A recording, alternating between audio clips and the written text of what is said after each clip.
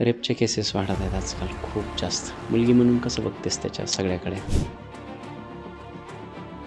मी तर वारंवार समाज तर शिव्या घालतोच आहे मुलींना, त्यांच्या कपड्यावरून, त्यांच्या वागण्यावरून, तिला स्वयंपाक येत नाही, ह्या सगळ्या गोष्टींवरून.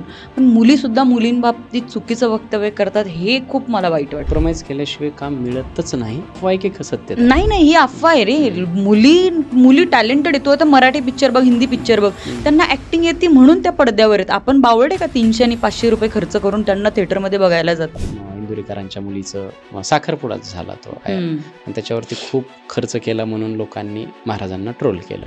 आपण रील बघतो पापा की परी बिरी, हे सिटीमध्ये. गावाकडे मुली भाकरी बिकरी घालतात, एवढ्या लहान लहान मुली भाकरी घालतात. लव्ह रिलेशनशिप्स झाल्यात? हो झाले, मला प्रेम झालंय. किती वेळ? ते नाही सांगणार किती वेळा.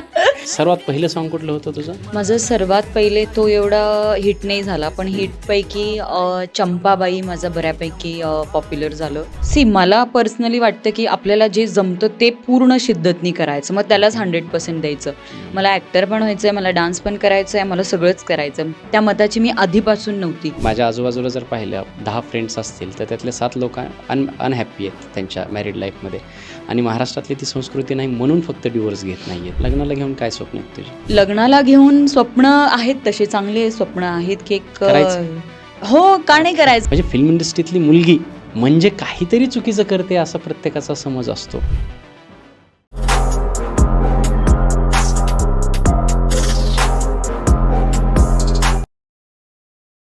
हाय, हॅलो, नमस्कार. मी डॉक्टर राज जाधव. महाराष्ट्राच्या सर्वात समृद्ध मंचावरती तुम्हा सर्वांचं पुन्हा एकदा खूप खूप खूप स्वागत आहे. आज आपल्या मंचावरती अतिशय सुंदर गेस्ट आलेली आहे आणि जिला तुम्ही कुठे ना कुठे यूट्यूब व्हिडिओजमध्ये, कुठल्या वेबसिरीजमध्ये, मूवीजमध्ये पाहिलेलं असेल आणि मला तिचा परिचय करून देताना खूप आनंद होतो आहे.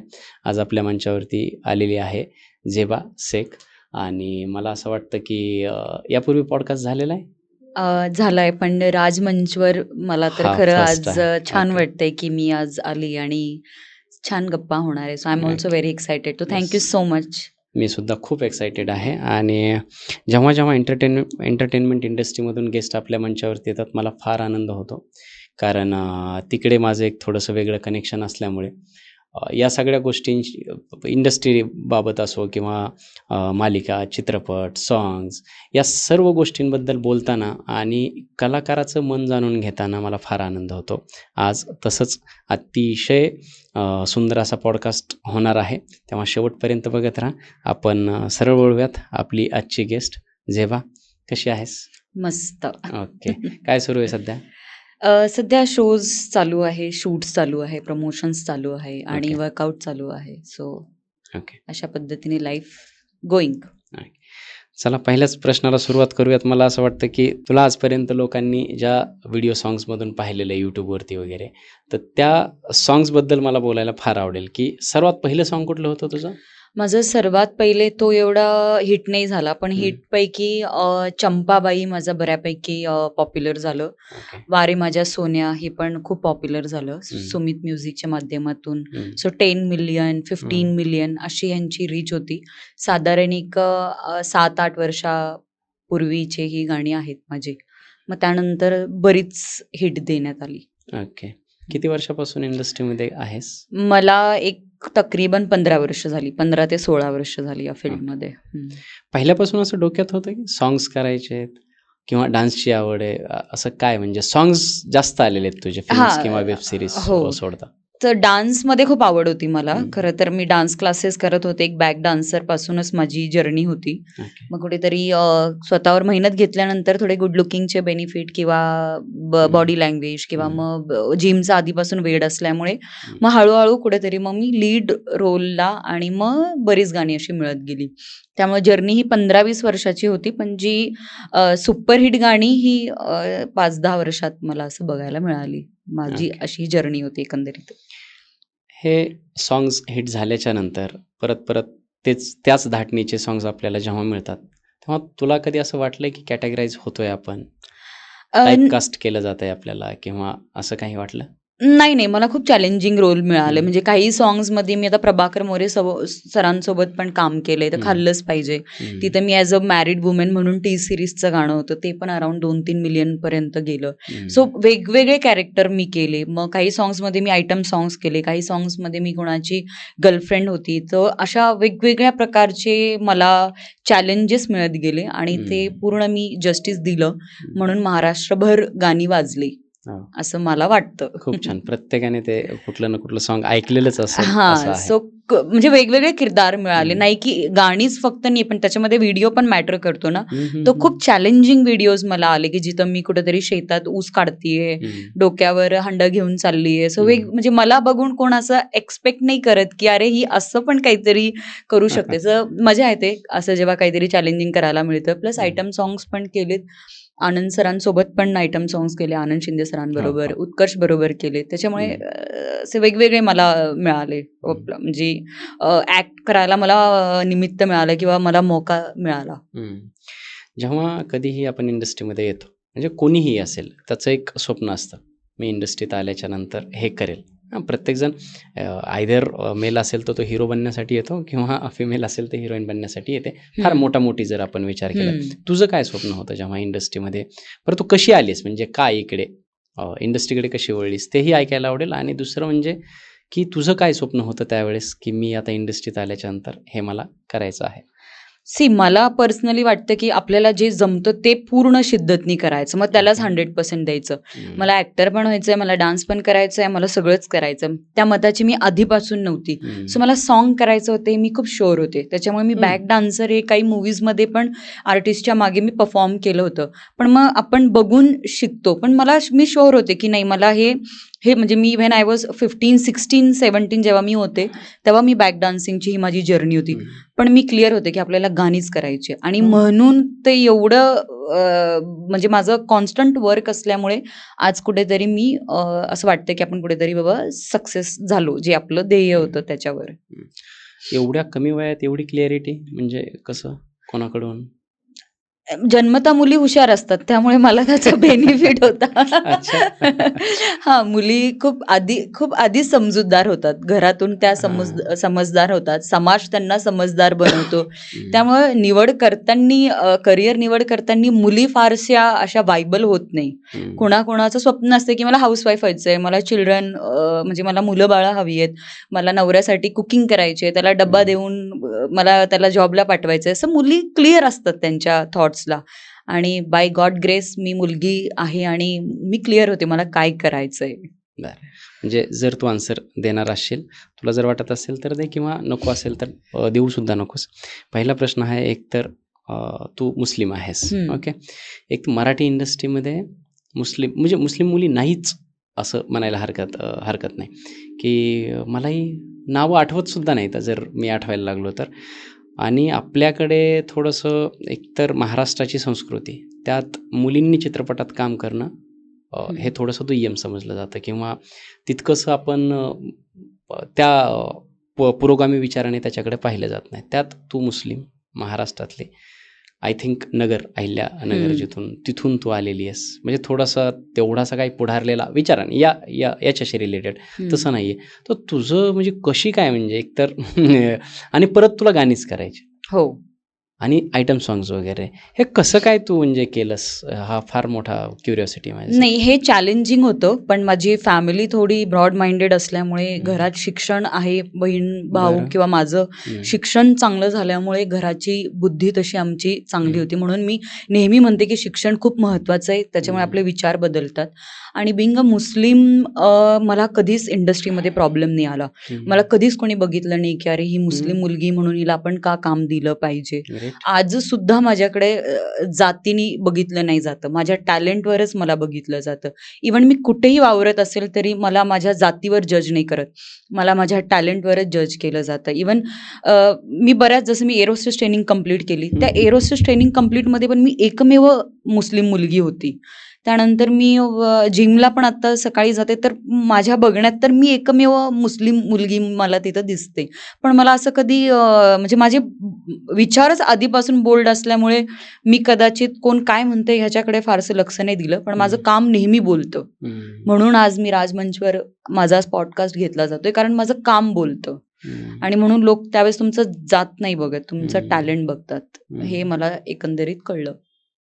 ओव्हरऑल तुझ्या बोलण्यावरून वगैरे तू फोकस्ड आहेस हे लक्षात येतच आहे. तरीसुद्धा काय होतं की आपण फार फार तर आपल्याकडे थोडे प्रोग्रेसिव्ह माइंडसेटचे आई वडील असतील, भाऊ असतील, एकदम न्यूट्रल फॅमिलीतली जी लोक असतात ते असतात.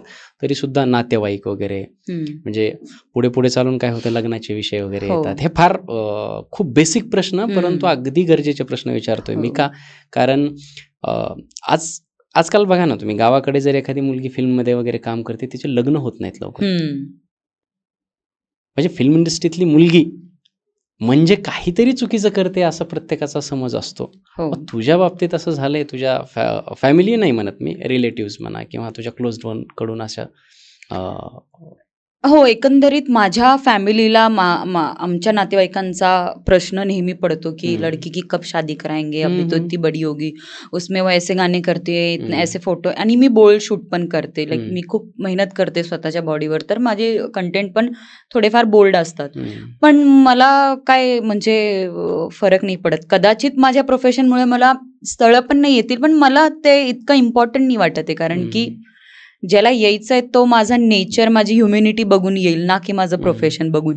जर मी माझ्या कामात तेवढीच चोख आहे माझ्या प्रोफेशनला घेऊन, तर मी लग्नात पण असेलच. हे जेव्हा त्याला कळेल त्यांनीच मला अप्रोच करावं, तर ही चांगलं साईन आहे एकंदरीत. लग्न उशिरा होते पण चांगल्या व्यक्तीसोबत होईल याची मला मानसिकता आहे. आणि हल्ली तू बघतोय लग्न किती ट्रेंडिंगला आहे आपल्याकडे, लोकांचे प्रवास कसे आहेत. त्याच्यामुळे काय फारसं घरच्यांना पण सांगितलंय, जास्त लोड घेऊ नका, लग्नात खर्च करायचा नाहीये तुम्हाला माझ्या. एकदम मी घरच्यांना सांगितलंय. मला एक मोठी बहीण आणि एक भाऊ आहे. मी त्यांना म्हटलंय की तुम्हाला लग्नाचा खर्च फक्त मोठ्या बहिणीचा आणि भावाचा आहे, माझ्याकडे तर बघू पण नका तुम्ही. का माझे थॉट्स एकदम डिफरंट आहे आणि मला वाटतं तेच मला वेगळं बनवतं कुठेतरी, माझे विचार. लग्नाला घेऊन काय स्वप्न आहेत तुझे? लग्नाला घेऊन स्वप्न आहेत, तसे चांगले स्वप्न आहेत की एक हो, का नाही करायचं. मुलगी म्हणून जन्माला आल्यानंतर मुलींना लग्नच करायचे नाहीयेत. मग त्याच्या मागे किती, कारण लग्न केलं की काय होतं, आता तू जशी बाहेर फिरतेस, तू मोठी ऍक्ट्रेस जरी झालीस, याच्याहून मोठी, तरी सुद्धा घरी येऊन तुला स्वयंपाक करावाच लागतो. अर्थातच मुलं बाळा आली, सासू सासरे आले, ते सगळं सांभाळणं आलं आणि कुठेतरी एक बेडीत बांधल्यासारखं होऊन जातं. मग हे जे प्रेशर आहे ना आफ्टर मॅरेज मुलींना, ते नकोय. म्हणून मुलींना बऱ्याच लग्न करायचे नाही. आता तू प्रोग्रेसिव्ह माइंडसेटची फिल्म इंडस्ट्रीमध्ये काम करणारी, आयटम सॉन्ग वगैरे करणारी, मग अशा वेळेत तुला असं कधी वाटत नाही की लग्नानंतर हे सगळं माझ्या अंगावरती येईल, नको बाबा त्यापेक्षा मी एकटी बरी आहे? नाही, आता जेनजी जे लोक आलीत ना, मला तर वाटतं ते लोक लग्नाचा ट्रेंडच संपवतील. हो तेच, म्हणूनच मी विचार. आणि 90s आय मीन 90s वाले आहे. त्याच्यामुळे मला वाटतं आमची शेवटची पिढी जी लग्नावर बिलीव्ह करत होती, आणि ते कुठेतरी राईट पण आहे. सगळ्या गोष्टी, वातावरण आपण जे बघतोय त्या हिशोबाने. पण you can be a CEO and mother, हे माझे थॉट्स आहेत. तर असं आणि आहे म्हणजे मुलींना खरंच खूप चॅलेंजिंग आहे की तिला घर पण सांभाळायचंय, तिला वर्क पण सांभाळायचंय, समाजाच्या सगळ्या गोष्टी पण तिला सगळ्या सांभाळून वावरायचंय. खूप प्रेशर असतो मुलींना, पण तरी त्या तिथं एकदम म्हणजे एकदम खंबीरपणे उभे आहेत सगळ्या गोष्टीत. आता किती क्षेत्रात मुली पुढे बघतो. आता आपल्याकडे चॅम्पियनशिप झाली, मुलींनी वर्ल्ड कप आणलायत. मग आपण आता मुलींना असं हलक्यात नाही घेऊ शकत. त्या मदर पण होऊ शकतात आणि ते एक चांगली कंपनी पण रन करू शकतात. तर आता मेंटॅलिटी बोल्ड झाली. आणि आता जर पार्टनर चांगला असेल, जर देवाच्या कृपेने तिला नवरा चांगला मिळाला, तर आता मुलं पण हल्ली मुलींना हेल्प करतायत. त्यांच्या, जर ती वर्किंग वुमेन असेल तर क्वचित, जर पुरुषाचा इगो हर्ट होत नसेल तर क्वचित मुलं पण फिमेल्सला मदत करतायत. आणि आता हल्ली आपल्याकडे 4-4, 5-5 मुलांचा ट्रेंड होता. आमच्या आजी आजोबांचा तर हिशोबच नव्हता आपल्या. तर आता 1 मुलगा, 1 मुलगी, 2 मुलं, त्याच्यामुळे इझी लाईफ झाली आहे आणि खर्च पण खूप वाढलेत. त्याच्यामुळे आता फारसं नाही, एवढं काही अवघड नाही आहे. पण लग्न टिकतच नाही त्याच्याकडे कसं बघतेस तू? कारण मी माझ्या आजूबाजूला जर पाहिलं 10 फ्रेंड्स असतील तर त्यातले 7 लोक अनहॅप्पी आहेत त्यांच्या मॅरिड लाईफमध्ये. आणि महाराष्ट्रातली ती संस्कृती नाही म्हणून फक्त डिवोर्स घेत नाही आहेत. आणि डिवोर्ससुद्धा पहिले जेवढं प्रमाण होतं त्याच्यापेक्षा 10 पट वाढलेलं आहे आजकालच्या काळामध्ये. याच्याकडे कसं बघतेस? म्हणजे ती भीती वाटत नाही लग्न झालं त्याच्यानंतर असं या सगळ्या गोष्टी नाही, होतील? मॅरेज लाईफ ही खरंच खूप लोकांची वाईट चालली बरं का. मी पण हम्म. माझ्या अवतीभोवती बघते ना, ते खुश नाहीये. पण त्या समाजाच्या प्रेशरमुळं, आई वडिलांच्या प्रेशरमुळं, किंवा आपण अशा गावात आणि अशा परिसरात राहतो की तिथं 22-25 नंतर लग्न करणं हे कंपल्सरी होतं. आता तुम्ही पुणे मुंबईमध्ये, तू जर अहमदनगर, औरंगाबाद किंवा इतर कोणत्याही ठिकाणी तू मी गेला, प्रॉपर बीडचा आहे. बीडचा म्हणजे अहिल्यानगर म्हणूनच हे सगळे प्रश्न जिल्ह्यातला, हो. विचारतोय मी. तर आपल्या इकडे शेवगाव, पाथर्डी, म्हणजे हे जे काही छोटे छोटे जे गाव आहेत ना, तिथं मुलींचं लग्न 20-22 वर्षातच करावा लागतो. पण तिथं मुलींची मर्जीच विचारली जात नाही की तुला लग्न करायचंय का, तू त्या वयात आलीये म्हणून करायचंय, तिची मर्जी विचारली जात नाही. आणि आता कुठेतरी मुली कमवत्या झाल्यात, त्यांच्याकडे आधी राईट्स नव्हती ना, आता बरेच राईट्स आलेत मुलींकडे. आणि त्या खूप टॅलेंटेड आहे प्रत्येक क्षेत्रात. त्याच्यामुळे फायनान्शियल जेव्हा तुमचा पाया मजबूत होतो तेव्हा तुम्ही डिवोर्स सारख्या निर्णयांना जातात. म्हणजे अनहॅपी कोणासोबत राहण्यापेक्षा हॅपी एकटं राहिलेलं बरं, ही मानसिकता झाली आहे आणि ती योग्य आहे. म्हणजे मुलालाही त्रास नको आणि मुलीला पण त्रास नको. पण ह्या दरम्यान होतं काय, जेव्हा तुम्ही एखादा चाइल्ड प्लॅन करता तेव्हा त्याचे हाल होतात असं एकंदरीत मला वाटतं. तुम्ही एक चांगले पॅरेंट्स बनू शकता तरच ती रिस्क घेतली पाहिजे. अदरवाईज तुमची जर मॅरिड लाईफ चांगली नाहीये तर मुलांवर त्याचा परिणाम होईल असं ह्या समाजाने कोणता संदेश देऊ नये. तुला काय वाटतं, अनहॅपी मॅरिड बाउंड्रीज जपत थोडंसं ॲडॅप्टेशन करत जगलं पाहिजे, की जर पटत नसेल तर डिवोर्स घेतला पाहिजे? हे बघ, ते तर चुकीचं आहे की पटत नसेल तर डिवोर्स घेतला पाहिजे. जेवढं सोपं तू मी आज ह्या पॉडकास्टवर बोलतोय ते एवढं सोपं नाहीये समाजाच्या दृष्टिकोनाने. पण जर पटत नसेल, जर मला वैयक्तिक विचारलं तर मी नेहमी त्या मॅरेज लाईफ मधून बाहेर पडेल. हे माझं मत असेल की मला जर नाही राहायचंय त्या व्यक्तीसोबत, मी नाहीच राहणार. एक लाईफ आहे, त्यात पण कॉम्प्रोमाइज करायचा. आणि मुलींना ऑलरेडी इतके चॅलेंजेस असतात जीवनामध्ये, त्यामुळे अजून कशाला दडपण घ्यायचं कोणाचं. आणि मॅरेज लाईफमध्ये ते सासूचा, नंदेचा, सासऱ्याचा, दिराचा ह्यांचा इंटरफेरन्स का मॅटर करतो मला तर हे कळलंच नाहीये. ती ऑलरेडी तिच्या घरात, म्हणजे मुलगी कारण ही लग्न ऑलरेडी, 2 परिवाराचं असतं ना. मुलगीचा जो जन्म आहे ना, ती ऑलरेडी तिच्या माहेरी सासूरवासच भोगत असते. लक्षात घे, तिला स्वयंपाक आलाच पाहिजे. आम्हाला सुद्धा 10वी झाल्यानंतर आम्हाला पीठ मळता आला पाहिजे. आम्ही तर 16-17 वर्षातच मुली वयात येतात, मग त्यांना हे सगळं ऑलरेडी खूप गोष्टी लागू होतात. आपण रील बघतो पापा की परी बिरी, हे सिटीमध्ये. गावाकडे मुली भाकरी बिकरी घालतात, एवढ्या लहान लहान मुली भाकरी घालतात. त्यामुळे तुम्ही हे जे काय बाकीचे ॲडिशनल जे नाती त्यांच्यासोबत जोडली जातात, त्यांनी इंटरफेअर नाही केला पाहिजे. जर तू हगवणे केसमध्ये बघितलं तर नवरा सोडून इतर लोकांचा संसार चालला होता त्या तिच्यासोबत. गरज नाहीये ना, करू द्या त्यांना त्यांचं हँडल. आत्ता गरजे हा, गरजे त्यांच्या केसमध्ये किती हाय प्रोफाईल आहे त्यांचं लग्न, किंवा तुम्ही किती लग्नाला खर्च करतात.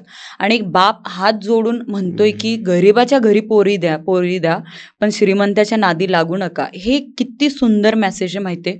आणि हा तो काय पहिला बाप नाहीये जो सांगतोय. असे कित्येक बाप मीडिया पुढे येऊन उभा राहिली त्यांच्या मुलींनी ज्यांनी आत्महत्या केली. आणि समाजाने हे एक्सेप्ट केलं पाहिजे, घरच्यांनी एक्सेप्ट केलं पाहिजे. जर तुमची मुलगी तिच्या संसारात खुश नाहीये तर तिला परत बोलवा. लोक काय म्हणतील हे ऐकू, पण तिचा जीव जाईल हे आपण नाही बेअर करू शकत. इतपत आपली अजून कॅपॅसिटी नाही झाली ना जीव जाण्यापेक्षा. आणि मुली तिथंच खच्ची होतात, म्हणजे त्या तिथंच संपतात की त्यांचे घरचे त्यांना समाजाचा बर्डन असतो की अरे मी याला सोडलं तर समाज काय म्हणेन, लोक काय म्हणतील. आणि ती तर खैर इथे राहत होती, मुंबईला राहत होती, पण ती आपल्या इकडूनच त्या गावातून बिलॉंग करत होती.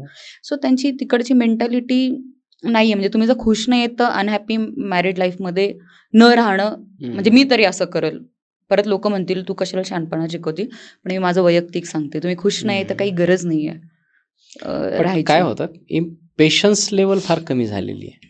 म्हणजे जे आपण बोलतो ना की एकमेकाला समजून घेणं, किंवा पहिल्या काळामध्ये कसं असायचं की ठीक आहे थोड्याशा गोष्टी आपण समजून घेतल्या पाहिजे याच्यासाठी तयारी असायची प्रत्येक व्यक्तीची, म्हणजे नवऱ्याची असायची आणि बायकोचीही असायची. परंतु आजकालच्या काळात थोडंही खटकलं मी डिवोर्स घेऊ शकते किंवा मी वेगळं होऊ शकते, हा बॅक ऑफ द माइंड जेव्हा माझ्या डोक्यात विचार असतो ना, तेव्हा मला असं वाटतं की चल ठीक आहे यार, माझ्याकडे हम्म. ऑप्शन आहेत भरपूर. हम्म. तर ती इम्पेशन्स लेवल वाढली असं वाटतं का तुला? हो, वाढली. पण नात्याला चान्स दिला पाहिजे. हां, असं नाही, मग मी चान्स तेच दिला पाहिजे. म्हणतोय. असं नाही, तुझा आणि माझा काहीतरी खटका उडाला म्हणून मी हां. लगेच वकिलाला ते फोन नाही इम्पेशन्स लावता लेवल कामा इतकी विचित्र पद्धतीने हे झाली की नाही, मी आत्ता नाही ना, ठीक आहे माझ्याकडे आहेत ऑप्शन. सोशल मीडियावर 2 लोक आहेत किंवा हां. असं, याच्यामुळे पण प्रमाण वाढलंय असं मला वाटतं थोडं. नाही, किमान नात्यांमध्ये एकमेकांना माफ करायला आपण 5 ते 10 आणि 50 चान्सेस दिले पाहिजे आणि मग ह्या निर्णयावर आलं पाहिजे. हे नाही की आज तुला भाजी आवडली नाही म्हणून तू वकिलाला फोन लावून डिवोर्स घेतला. हे एकदम युजलेस रिझन्स आहे. काही तुम्ही खुश नाही याच्या मागे ना गंभीर विषय असले पाहिजे आणि माफ करायची ताकद किमान तुमच्या नात्यांमध्ये 50 वेळा असली पाहिजे. तू मला 50 वेळा माफ केलं पाहिजे, मी तुला 50 वेळा माफ केलं पाहिजे आणि तरी सुद्धा पटत नाही तर हे निर्णयांवर आलं पाहिजे. एक तर लग्न करताना 100 वेळा विचार करा. त्याची प्रॉपर्टी ब्रिपर्टी काही मॅटर नाही करत. तो माणूस म्हणून कसा आहे हे एका कांदे पोह्यात आपल्याला कळत नाही. त्यामुळे तो कसा आहे हे तुम्ही समजून घ्या आधी आणि मग लग्नाच्या निर्णयांवर या. आणि तू एका लग्नातून बाहेर पडल्यानंतर काय करणार आहेस? 2-4 वर्षांनी दुसरंच लग्न करणार आहे ना. आणि काही लोकांचं 2 लग्न करून पण टिकत नाही आणि 3 लग्न करून पण टिकत नाही. 4 पण पाहिले, मी पण 4-5 पाहिले, म्हणून मला सुचतंय ना एवढं बोलायला. म्हणजे प्रॉब्लेम कशामध्ये? आपल्यामध्ये प्रॉब्लेम आहे. पोरीमध्ये प्रॉब्लेम नव्हता किंवा मुलामध्ये प्रॉब्लेम नव्हता. पेशन्स लेवल माफ करण्याची पण तेवढी आपली कुवत असली पाहिजे एकमेकांना. एका कांद्या पोह्यावरती कळत नाही म्हणून आजकाल थोडेसे आजची जी जनरेशन आहे ते थोडेसे लिव्ह इन वगैरे राहायला लागले की मी समजून घेऊ आणि जमेल तर लग्न करू. लिव्ह इनकडे कसं बघतेस? लिव्हिंगकडे आपण ब्रॉड माइंडेड आहे बघ. ते इतर लोकांना ते एवढं सहजासहजी शक्य नाहीये. पण आता गावाकडची लोक पण इथं राहायला येतात, त्याच्यामुळे आता रिलेशनशिप्स बऱ्याच लोकांचे आहेत. आता खूप लहान मुलींचे बघ बॉयफ्रेंड्स असतात. म्हणजे मला तर असं वाटतं की अरे आम्हाला तर खूपच उशिरा जीवनात कुणीतरी साथी मिळाला. तर दोन्ही गोष्टी चांगल्या आहेत.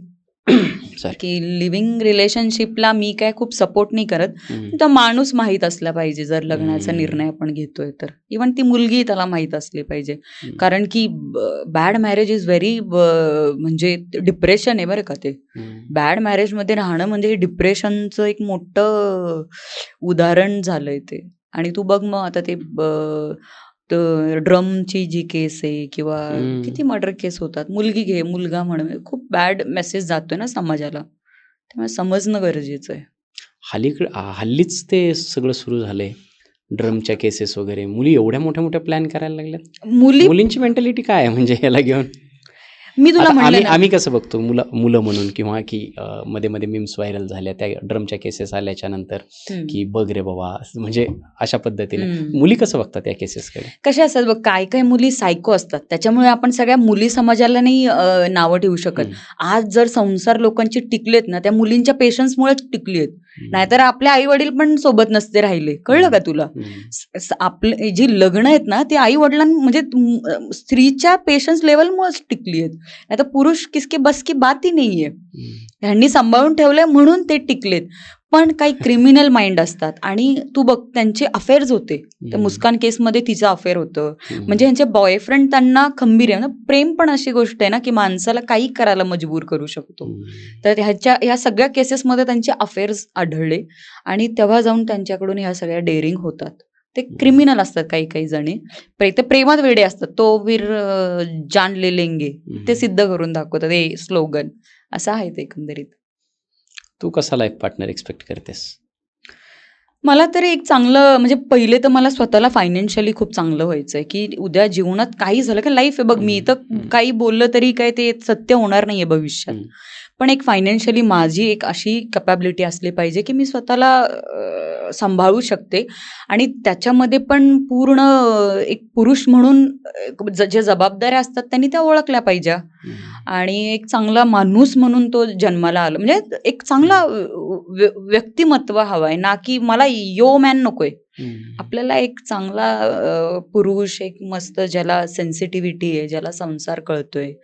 आता माझे वडील खूप लवकर गेल्यामुळे आम्हाला वडील कधी मिळाले नाही.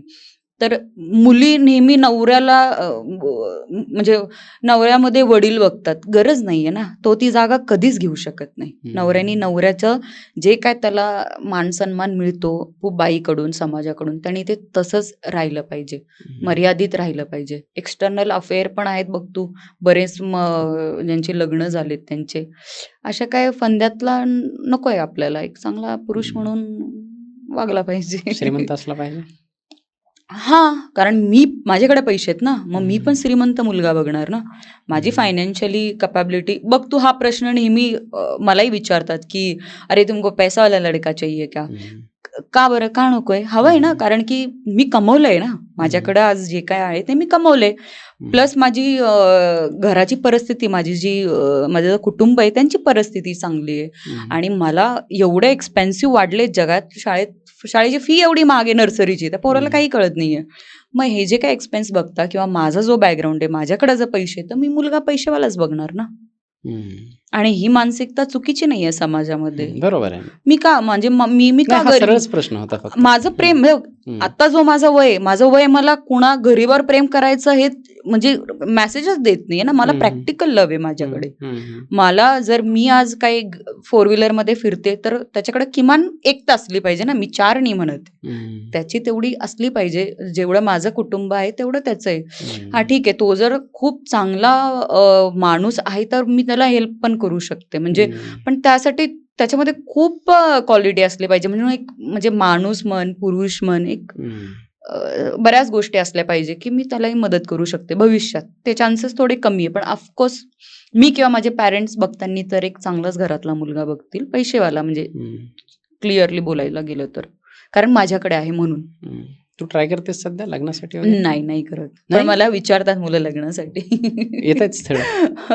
हा, येतात, मला विचारतात मुलं. सेम कास्टचे येतात? हा, सेम कास्टचे पण येतात आणि महाराष्ट्रीयन पण येतात. मला हिंदू कम्युनिटी पण मला बरेच विचारते. म्हणजे तू विश्वास नाही करणार, मला मराठी मुलींनी खूप लग्नासाठी विचारलं. मुलांनी. पण ते हे बघ, आता मला माहित नाही भविष्यात काय होईल. इंटरकास्ट मी ब्रॉड माइंडेड आहे. इंटरकास्टला मला एवढं प्रॉब्लेम नाही येणार. आणि मला हरकत नाहीये की तो माझ्यासोबत ईद साजरा करतो आणि मी त्याच्यासोबत दिवाळी साजरा करते. माझ्या कोणत्याही धर्माला ठेच नाही पोहोचणार, कारण माझ्यातून इस्लाम कधीच जाणार नाही. मला जे लहानपणापासून शिकवले, त्यामुळे त्यांनी मला धर्म बदलायचा ना, मला त्यांनी संदेश द्यावा ना, ते माझ्यातून कधी जाणार. पण सेम मी त्याचा धर्म पण फॉलो करणार, कारण मराठी कल्चर मला इतका आवडतो. मला खूप त्या बाबतीत नॉलेज आहे. तर मी पण तेच करणार. त्याच्यासोबत मी दिवाळी, दसरा सगळं साजरा करणार. पण मला माझा धर्म पण तेवढाच महत्वाचा आहे. पण मी मुस्लिम कम्युनिटीमध्ये शक्यतो लग्न करेल, कारण त्याचे आत्ता आपल्याला ते छान वाटतं बोलायला, पण भविष्यात त्याचे आपल्या मुलांवर त्याचे दुष्परिणाम होऊ शकतात, किंवा ते तेवढं, किंवा माइट बी ते ओके पण असतील. डोंट नो, कुछ भी चलेगा. अच्छा, भेटलं नाही तुला कोणी? मला लग्नासाठी नाही वाटलं की ह्याच्यासोबत केलं पाहिजे. ते असतात ना शाहरुख खान वाली गिटार मोहब्बत. लव्ह रिलेशनशिप्स झाल्यात? हो, झाले. मला प्रेम झालंय. ओके. किती वेळ? ते नाही सांगणार किती.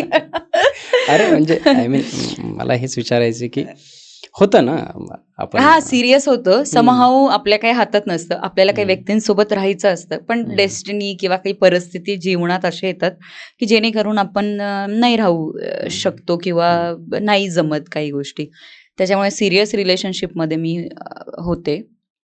सो त्याच्यामुळे मला I love to be in pain, जे प्रेमातूनच मिळतं. सो एकंदरीत अशी जर्नी राहिली आहे जीवनात प्रेमाविषयी. म्हणजे खूप हार्डकोर होतं? हा, ऑफकोर्स प्रेम हार्डकोरच होतं ना. असं नाही होत. नाही, सर्वांना नाही होत. मला तर हार्डकोर झालं.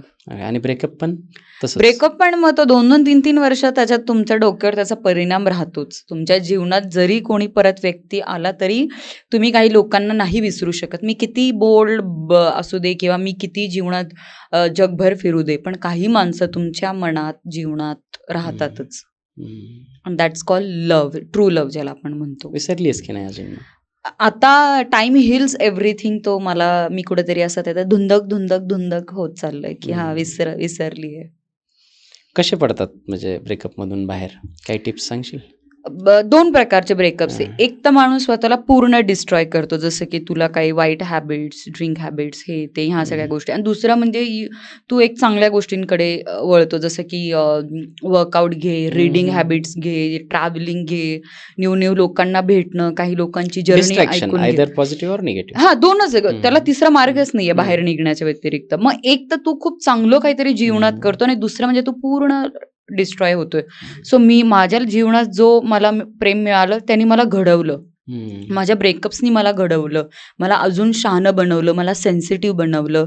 मला अजून जास्त स्वतः बाबतीत डेडिकेशन आलं. इतरांचं दुःख कळायला लागलं. म्हणजे प्रेम आपल्याला खूप गोष्टी शिकून जातो. इव्हन ब्रेकअप ऑल्सो, की ब्रेकअप समोरचं जास्त शिकवतं मला वाटतं. ब्रेकअप जास्त शिकवतो आणि प्रेम पण प्रेमात शिकवतं. शिकण्याच्या लायकीचीच नसतो आपण जेव्हा पडतो तेव्हा. हो, आपण तर आंधळे असतो. हां. ब्रेकअप माणसाला शिकवतो, पण आपण ते ब्रेकअप कसं घेतं हे खूप चॅलेंजिंग असतं. तर मला ब्रेकअपनी मला खूप वर आणलं, इनफॅक्ट सेन्सिटिव्ह बनवलं, स्वतः बाबतीत सिरियसनेस आणलाय, प्रगतीकडं जास्त माझं वळण होत गेलं. तर असा माझी ब्रेकअप जर्नी होती. पण आता मी एकदम खुश आहे. पण एक ना सम टाइम नंतर तुला असं रिअलायझेशन होतं, की अरे तो माणूस आपल्यासाठी नव्हताच. पण हे समजायला सुद्धा 4-5 वर्ष जातात, की नाही यार आपण बेटर डिझर्व करतो, किंवा हे ना आपल्या बुद्धीचंच नव्हतं. आपण प्रेमात होतो म्हणून मूर्खपणा करत होतो, किंवा नाही हे आपले वाइबच मॅच नव्हते होत. हे आपल्याला त्याच्या सोबत असताना नाही कळत. तो लांब जातो ना तेव्हा आपल्याला कळतं, की नाही वो आपने टाइप का नाही था. पण आता अजून 2 टाइपचे ब्रेकअप आहे. काही ब्रेकअपमध्ये तो सोडून गेल्यानंतर अजून प्रेम होतं. कळलं का? एक आहे की असंही होतं? काही प्रेम असे आहे की सोडून गेल्यानंतर अजून प्रेम होतं त्याच्यावर. ते खूप हार्ड आहे. तर मला तर सगळी गोष्ट नॉर्मल जीवनात मिळालीच नाही. सगळी हार्डकोर होती. एकदम म्हणजे खतरनाक. सो अशी ओव्हरऑल जर्नी होती. सॅड सॉन्ग ऐकणं वगैरे. हां. पहले तो कभी कभी गम था हां. डायज. हां, सॅड सॉंग्स. आता मी गझल ऐकते. कारण की गझलमध्ये जो भाव आहे किंवा ते जे काय नरेट करतात प्रेमाला, गझल उर्दू लँग्वेज अशी का ना ती एकदम हेवी आहे. म्हणजे ना एकही अश्लील वर्ड नाहीये. खूप नजाकत आहे. सो मी माझं गझल मी खूप ऐकते. सॅड सॉन्ग नाही म्हणणार मी, पण गझलकडे माझं खूप जास्त मला आवड आहे. रफ्ता रफ्ता म्हणजे असे जे गझल आहे, होश वालो को, की शराब पीना सिखा दिया, आणि चांदी जैसा रंग तेरा, असे बरेच गझल मी ऐकते. नुसरत साहबचे ऐकते, तेरे बिन नहीं जीना मर जाना. सो डीप, एकदम डीप. जो भी हुआ लाइफ में डीप हुआ, आइदर लव किंवा ब्रेकअप. बिलकुल असं आहे. खूप छान. कधी असं झालंय की म्हणजे स्थळ आलंय लग्नाला आणि ठीक आहे, पण फिल्म इंडस्ट्रीमधली मुलगी आहे म्हणून नाही बोललेत? नाही. पण मला माझं वैयक्तिक जे मला अनुभव आले ते म्हणजे, की मी फिल्म इंडस्ट्रीमधून आहे, पण त्या लोकांना कधीच प्रॉब्लेम नव्हता. कारण की जर सहवास आहे, माझं प्रोफेशन आणि मी वैयक्तिक हे खूप 2 वेगळ्या गोष्टी आहेत. त्यामुळं तो जर माझ्यासोबत राहतोय ना आणि तर लग्नाला कुणी पण अप्रोच नाही करत बघ. आपल्यात काहीतरी त्याला आवडलेलं असतं आणि सुंदर त्याचं किती दिवस तू त्याचं हे करणार आहे, डिस्प्ले लावणार आहे. तर एक आपल्यामध्ये क्वालिटी नेचर असतो, किंवा एक स्त्री म्हणून संसारात ही कितपत योग्य आहे ह्याचा तो माप घेत असतो. तर असं कधी माझ्या प्रोफेशनला घेऊन मला कधीच प्रॉब्लेम नाही आला. माझ्या जेवढ्या friends me more or less film इंडस्ट्रीमध्ये काम करतो, जेवढे पॉडकास्ट, जेवढं बोलणं मुलींशी झालेलं आहे, त्यांच्यात एकच आहे की म्हणजे फार वेगळ्या नजरेने पाहिलं जातं. हे मीही पाहिलेलं आहे फिल्म इंडस्ट्रीतल्या मुलींकडे, खास करून. काय कारण वाटतं तुला याचं? काय ना, ते लोकांमध्ये अफवा आहे बघ, की मुलगी तर आहे ना, खरं नसतं, तथ्य नाही त्याच्यात. काय तथ्य आहे? काही नाहीये. तू मला सांग, मुलगी आज किती तिच्यामध्ये टॅलेंट आहे म्हणून ती पिक्चर करतीये. ती 100 ऑडिशन देऊन तिने पिक्चर केले. सारखे प्रकार आये दिन म्हणजे रोज याच्यामध्ये येतात. ते बघ, काही मुली असतात कास्टिंग काउच सारख्या गोष्टींना त्या बळी पडतात. त्यांची पण काय ती हॉबी नसते, किंवा त्यांना ते आपल्या फिल्म इंडस्ट्रीमध्ये इतके बोलके पोपट फिरतात की ते इतकं भारी स्वतःचा प्रचार करतात. तर मुली फसतात आणि मग कास्टिंग काउच सारख्या गोष्टी होतात. पण खूप लोक आहेत जे फक्त त्यांच्या टॅलेंटवर त्यांना मूवीज मिळतात. त्याच्यामुळे आपल्याकडे टॅलेंट आहे आणि समाजाचा खरंच दृष्टिकोन चुकीचा आहे फिल्म इंडस्ट्रीला घेऊन, की अरे ही मुलगी जर ह्या पदावर आहे किंवा तिच्याकडे जर ह्या काही गोष्टी आहेत तर तिने काहीतरी चुकीचं केल्यामुळेच असेल. कॉम्प्रोमाइज केल्याशिवाय काम मिळतच नाही, हा समाजात फिल्म इंडस्ट्रीला घेऊन पसरलेली एक अफवा म्हण किंवा बरं ही अफवा आहे की सत्यता? नाही ही अफवा आहे रे. मुली टॅलेंटेड आहे. तू आता मराठी पिक्चर बघ, हिंदी पिक्चर बघ, त्यांना ऍक्टिंग येते म्हणून त्या पडद्यावर आहेत. आपण बावळट आहे का 300 आणि 500 रुपये खर्च करून त्यांना थिएटरमध्ये बघायला जातोय? टॅलेंट आहे ना, तुला कॉम्प्रोमाइज जर तुला बघायचं आहे तर तुला असे टॅलेंट पडद्यावर बघायला नाही मिळणार. मुली आहेत खूप टॅलेंटेड आहे, पण समाजाचा दृष्टिकोन काही लोकांमुळे असा चुकीचा मेसेज पसरलाय की यांना कॉम्प्रोमाइज करावा लागतो म्हणून अशा गोष्टी घडतात. असं काही नाही आहे. आणि बऱ्याच आर्टिस्ट अशा पण आहे ज्यांचं घरचं खूप चांगलं आहे पण त्यांना हाऊस आहे म्हणून ते फिल्म इंडस्ट्रीमध्ये जातात. मग त्यांना काय गरज पडली? आणि त्या काही मुली तर आता इतक्या धाडसी झाल्या की ते स्वतः प्रोड्यूस करतात पिक्चर. मग आता प्राजक्ता माळीनी स्वतः तिने फुलवंती प्रोड्यूस केली. मग काय गरज आहे? चांगली पिक्चर होती ती पण. बेटर स्टेजला आहे ना त्याच्यामुळे. हा मग आहे. सुरुवातीच्या काळामध्ये तिलाही ते जमलं नसतं. कमांड कोणाला पण. हे बघ, तू किती श्रीमंत असला तरी तू काय कोळसा जाळून दिवाळी नाही करणार ना, घर जाळून दिवाळी नाही करणार ना तू शेवटी. त्यामुळे प्रत्येकाला प्रत्येकाचा पैसा खूप महत्वाचा असतो. तर मुली खरंच टॅलेंटेड आहे, लोकांचा गैरसमज आहे आणि त्यांना लग्नालाही प्रॉब्लेम येत असतील फिल्म इंडस्ट्री मुळे, पण हे असं काही नाही. त्या खूप हुशार आहेत म्हणून त्या ह्या स्टेजला आहेत, दर्जावर आहेत. आणि बऱ्याच लोकांचा, जी लोक ज्या पदावर ज्या हुद्द्यावर पोहोचत नाही ना, तेव्हा ती अशा मुलींची बदनामी करतात. मी ज्या स्टेजवर आज आहे पण तू तिथपर्यंत पोहोचू नाही शकला. आणि सगळ्यात वाईट हे वाटतं की मुलींविषयी चुकीचं बोलतात.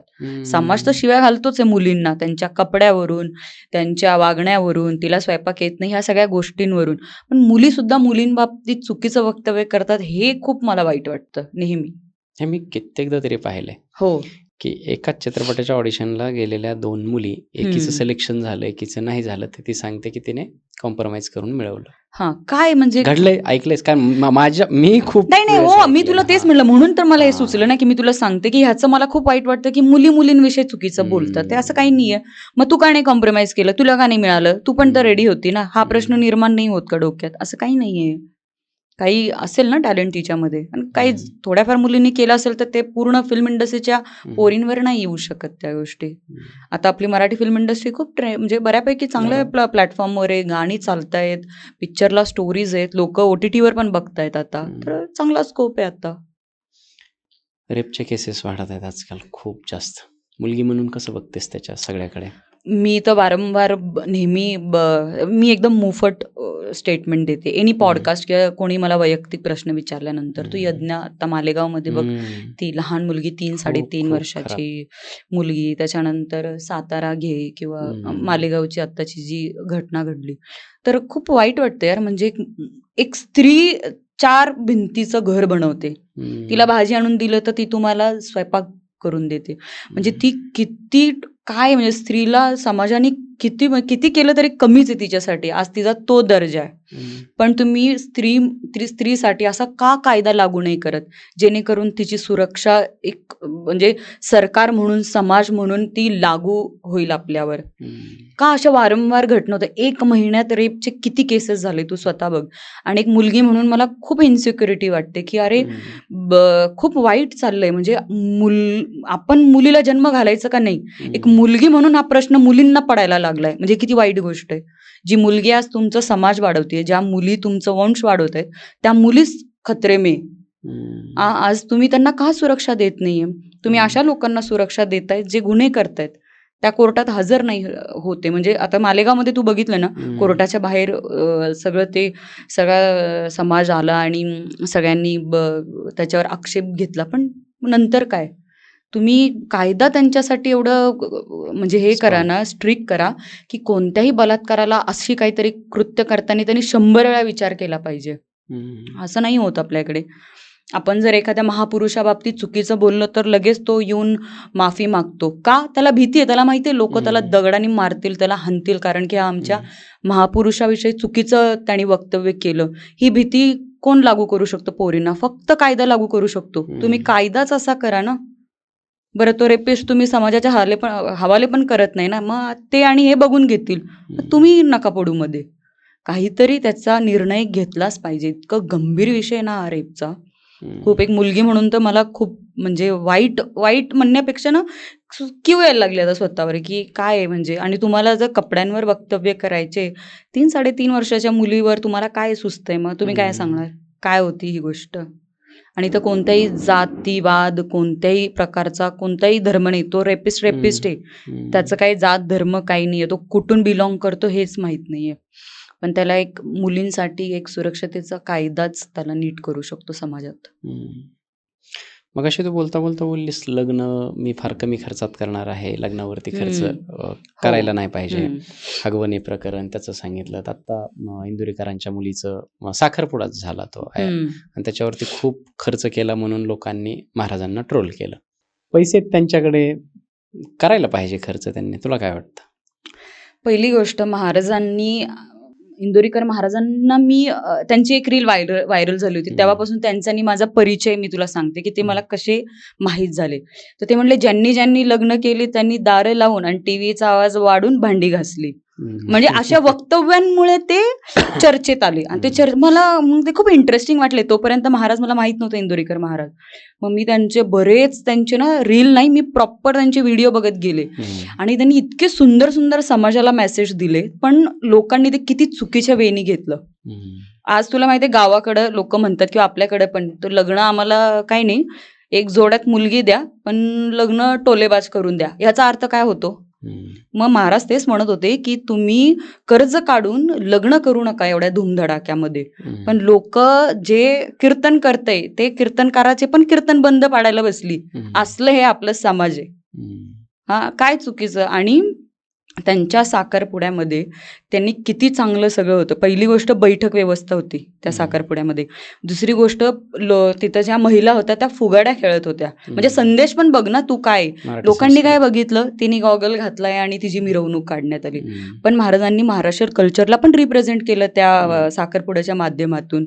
सगळ्यांना जेवण होतं, चांगलं जेवण होतं, बैठक व्यवस्था होती, कुठेही कोणाला फेटा नाही देण्यात आला, ना आहेर घेण्यात आला ना देण्यात आला. त्याच्यामध्ये हे किती चांगलं संदेश आहे. पण नाही, लोकांना कपड्यांवर बोलायचं बघतात लोक का, म्हणजे काहीच चुकीचं नाही त्याच्यामध्ये. आणि आज पिढी कुठंतरी वाईट मार्गाला लागली आहे. तर त्यांचं तेच आहे की बाबा तुम्ही मुलींचं आयुष्य खराब नका करू, मुली पळून जाऊ नका, लग्नात विचित्र प्रकारचे तुम्ही प्री वेडिंग शूट करतात ते तुम्ही करू नका. ह्यानी आणि बरेच असे उदाहरण आहे की प्री वेडिंग नंतर काही लोकांची लग्न पण मोडली. मग ह्या सगळ्या गोष्टींना घेऊन ते समाजाला संदेश देत होते. पण आपलं समाज त्यांना संदेश देते की तुम्ही गरीब असा, आता तुमची वेळ झाली, 31 वर्ष तुम्ही केलं कार्य. हे खूप रॉंग आहे. ट्रोल धाड वाढली आहे, म्हणजे ट्रोल करणाऱ्या लोकांची संख्या खूपच जास्त वाढली असं नाही वाटत तुला? हा, तुझ्याकडे कॅमेरा आलाय, तू लोकशाही समाजात वावरतो म्हटल्यावर तू काहीही बोलतोयस, काही. शेतकऱ्याचा प्रॉब्लेम एवढा मोठा आहे, रेप होत आहेत, त्याच्यावर तुला बोलायचं नाहीये. गरीब अजून गरीब होत चाललाय, श्रीमंत अजून श्रीमंत होत चाललाय. जेव्हा उमेदवार उभे राहतात तेव्हा जातीपात वाढतो, ह्याच्यावर कोणाला नाही बोलायचं. पण एकदम युजलेस गोष्टींवर सगळ्यांना मतं मांडायचे. पण जी चांगली मतं मांडतात त्यांना सुद्धा खाली लोक कमेंट करून ट्रोल करतात.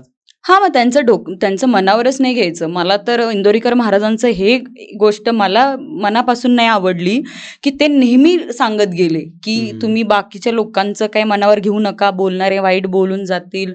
सगळं त्यांनी समाजाला समजवलं. पण शेवटी ते काय म्हणले की मी एका निर्णयांवर येणार आहे की मी माझा आता पगडी मी ठेवणार आहे आणि मी माझं कीर्तन 31 वर्षाची मी जे काही लोकांना चांगलं शिकवत होतो आता ते मी बंद करणार आहे. म्हणजे हे ट्रोलर्सची ताकद आहे, विचार कर.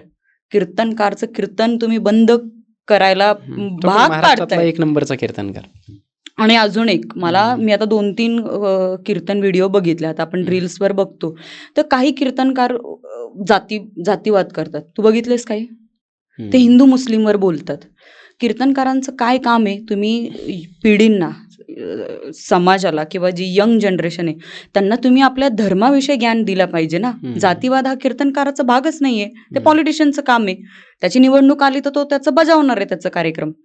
तुम्ही समाजाविषयी बोला ना. तुमची आपली मुलं, आपण कोणती अभंग वाचला पाहिजे, आपल्या जे काही देव आहेत त्यांच्याविषयी पिढींना माहिती दिली पाहिजे. जेनझींना अजून देव माहीत नाहीयेत, तर तुम्ही त्या विषयांवर बोला ना. पण हिंदू मुस्लिम हा कीर्तनकाराचा कधीच भाग राहिला नाहीये आणि राहायला पण नाही पाहिजे. जो कोणी, म्हणजे नॉट इवन मी मराठी नाही टार्गेट करत आहे, इवन मुस्लिम, हिंदू, जो कोणी जे समाज समाजाला असे कीर्तन किंवा मौलाना लोक धर्मात जे देतात. काही देतात, ज्ञान देतात, त्यांनी धर्माविषयीच दिलं पाहिजे. त्यांनी जातीवाद हा विषय कीर्तनात आणता कामा नये असं मला नेहमी वाटतं. हम्म. Any community. बरोबर. त्या विषयाकडे तसंच पाहिलं पाहिजे. ओके. तू डान्सर आहेस, एवढे सॉंग्स तुझे सुपर डुपर हिट झालेत. काही अशा लेडीज आहेत, म्हणजे आपण सरळ उदाहरण घेऊयात, गौतमी पाटील वगैरे लावणी करतात आणि फार प्रसिद्ध झाले. ते खूप जास्त पैसेही कमवले. बाय गॉड ग्रेस तिला मिळालं तिच्या नशिबाने जेही काही असेल. या सगळ्या गोष्टीकडे तू कसं बघतेस? किंवा असे इव्हेंट जे होतात लावणीचे म्हणा, गाण्यांचे म्हणा, त्याच्याकडे तू कसं बघतेस? किंवा तुला कधी असं वाटलं का आपण करू शकतो? मी तर परफॉर्मन्समध्ये लावणी केली आहे, पण आमची लावणी ग्रुप परफॉर्मन्स असतं. जसं मी तुला सांगितलं की मी कॉर्पोरेट इव्हेंट करते किंवा कमर्शियलमध्ये आम्ही दहीहंडीचे वगैरे पण मी डान्स शोज करते. पण ते प्रॉपर असं डान्स असतो, म्हणजे आम्ही डान्सच करतो तिथं. अच्छा. मी त्या लावणीकडे कसं बघतेस? त्या लावणीकडे आता मला सांग, शो ऑर्गनाईज किती होत आहेत तसले? सांग मला पहिली गोष्ट. किती? भरपूर. म्हणजे खूप जास्त, ऑर्गनायझर खूप तसे जास्त. शो करतायत. तो चाहता वर्ग वाढलाय. म्हणजे ऑर्गनायझर आणि चाहता वर्ग वाढल्यामुळे आपल्याला असे शो बघायला मिळतात. मग यामध्ये कलाकाराची काय चुकी आहे? कलाकार तर तोच दाखवणार जे त्याला जमते आणि जे लोकांना आवडते. मग आपली लावणीकडे बघायचा दृष्टिकोन आणि लावणीचा जो कलाकार वर्ग आहे तो बदलत चाललाय म्हणजे कुठेतरी. अस्सल लावणीचे रसिक आहेत किंवा त्याचे काय म्हणू शकतो की त्याला जाणणारे आहेत, ते सांगतात की ही तर लावणी नाहीच आहे. ती लावणी नाहीच आहे ना. लावणी म्हणजे काय? डोक्यावर पदर, पायात घुंगरू, नाकात नथनी, पूर्ण असा साज जिथं सगळं झाकलेलं आहे, पण इशाऱ्यामध्ये सगळं दिसतंय. ती फक्त लावणी डोळ्यातून. हा, डोळ्यातून. तर ती लावणी आहे. ती लावणी नाहीच आहे. इव्हन ते हे सगळेच आर्टिस्ट म्हणतात ज्यांचं तू नावं घेतली, ते पण नाही म्हणत ना की आम्ही लावणी करतोय. लावणी सुरेखा पुणेकर ताईंनी जी महाराष्ट्राबाहेर गाजवली, ती आता खूप कमी आर्टिस्ट जे करतात. आणि इव्हन मला एक प्राऊड हे वाटतं की पुरुष सुद्धा लावणी करतात आणि मुलीला लाजेल असली लावणी करतात. ते खूप छान लावणी करतात. तर लावणीचा प्रेक्षक, लावणीचा वर्ग कुठेतरी म्हणजे वगळत चाललाय आणि त्यांचं वेगळं एक आवड निर्माण झाली. त्यामुळे कलाकाराला आपण काही नाही म्हणू शकत. कलाकार तोच दाखवणार जे ऑडियन्सला आवडतं, एवढं. ओके. फिटनेसकडे कसं स्वतःला फिट ठेवण्यासाठी काय करते? माझा तर मी सकाळी 6-6:30 माझा वर्कआउट असतो. तर मी तर खूप सिरियस आहे. माझा 2-2.5 तास मी वर्कआउट करते आणि खूप तगडा वर्कआउट करते. हां, तर माझा माइंड फ्रेश होतो. इव्हन माझी बॉडीवर पण त्याचा रिझल्ट चांगला दिसतो आणि मन शांत आहे. कामं पण चांगली मिळतात. जेव्हा तुम्ही यू लुक गुड, लोक तुम्हाला अप्रोच करतात कामासाठी. तर फिटनेसचा माझ्या आयुष्यात खूप म्हणजे खूप मोठा चांगला वाटा राहिलेला आहे आणि राहील जोपर्यंत मी आहे. खेळ खेळतेस? खेळ नाही खेळत मी, पण मी हल्ली एक खेळचा मला फार नाद लागलाय, ते म्हणजे बैलगाडीचा. बैलगाडी शर्यतचा. सो मला असं वाटतं महाराष्ट्रात बैलगाडी ही कंपल्सरी केली पाहिजे. आता सांगलीमध्ये आय गेस एक पाटील सर होते, त्यांनी तो कार्यक्रम भरवला जिथं फॉर्च्युनर आणि थार देण्यात आली. आणि तू बघ काय काय ऑडियन्स होती तिथे. 700 ते 1200 लोकांनी तिथं फॉर्म भरला. तर बैलगाडी हे आपल्या महाराष्ट्राची खरं तर शानच आहे, म्हणजे बैलजोडी ही शान आहे. हां, तर ही ना अजून ट्रेंडिंगला आली पाहिजे आणि ह्याचा बघणारा वर्ग पण वाढला पाहिजे आणि महिलांना सुद्धा हे बैलगाण्याचं अवसर मिळालं पाहिजे. आज आम्ही कुठेतरी म्हणजे रीलच्या माध्यमातून बघतोय, तर आम्हाला सुद्धा म्हणजे मला वैयक्तिक बैलगाडी शर्यत हे समोरासमोर बघायला आवडेल. इतका म्हणजे ते वेळ लावणारा खेळ आहे तो. सो नक्की मला आवडेल असे कार्यक्रम करायला. ओके. तू जसं सुरुवातीलाच मी प्रश्न विचारला की तू काय ड्रीम घेऊन आली होती इंडस्ट्रीमध्ये, तर तुला सॉंगच करायचे होते. हो. इथून आता काय ड्रीम आहे, म्हणजे इंडस्ट्रीला घेऊन म्हणा, सॉंग्सला घेऊन, की मला या म्युझिक डिरेक्टरसोबत किंवा या ॲक्टरसोबत आयटम सॉन्ग किंवा सॉन्ग करायला आवडेल, असं काय आहे? मी पुण्यात जेव्हा मी आले तेव्हा माझी जी स्वप्न होती ती पूर्ण झाली. त्याच्यामुळे आता पुढे मला जो मिल रहा है मैं उसमें खुश हूँ. काही ड्रीम्स नाही, काही नाही. जे चाललंय ते बेस्ट आहे. हो, खूप बेस्ट आहे. आत्ता जे चाललंय ते इतकं योग्य आहे की म्हणजे अपेक्षेच्या बाहेर आहे. लोकांकडून प्रेम मिळते. महाराष्ट्रभर आपली चर्चा आहे. लोक बोलवतात. आज राजमंचनी मला पॉडकास्टवर बोलवलं, सो थँक्यू सो मच. तर इतकं प्रेम मिळते, त्यामुळे पुढे काय अपेक्षा नाही आहे. आणि तुझ्या इथून लोकांची लग्न पण होत आहेत, तर कदाचित माझं होऊ शकतं. चलो, खूप खूप खूप गुड लक तुला. लवकरच तुझं लग्न होऊ दे. बोलव फक्त आम्हाला लग्नाला. नक्की. ओके. Thank you so much. खूप छान चर्चा झाली. तू इथे आलीस एकदम मनमोकळेपणाने आणि असं मला वाटलं नाही की मी कुठे पॉडकास्ट करतोय किंवा क्वेश्चन आन्सर असं काही सुरू आहे.